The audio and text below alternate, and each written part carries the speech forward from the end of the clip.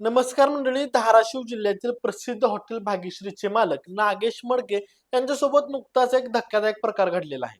Social मीडियावरती आपल्या गावरान शैलीमुळे प्रसिद्ध असलेले नागेश मडके यांचं अपहरण करून त्यांना बेदम मारहाण करण्यात आलेली आहे. बुधवारी सायंकाळी 7:15 वाजता ही घटना घडली. नागेश मडके यांच्या हॉटेलमध्ये 5 अनोळखी लोक जेवायला आली होती. जेवण झाल्यानंतर त्यांनी फोटो काढायच्या बहाण्याने नागेशला त्यांच्या गाडीजवळ बोलवले. नागेश गाडीजवळ येताच त्यांनी गाडीची काच बंद केली आणि त्याला गाडीमध्ये कोंडून अपहरण केलं. गाडीमध्ये नागेशला प्रचंड मारहाण करण्यात आली. "आम्ही तुला आज मारून टाकणार आहोत," असं देखील मारेकरी म्हणत होते.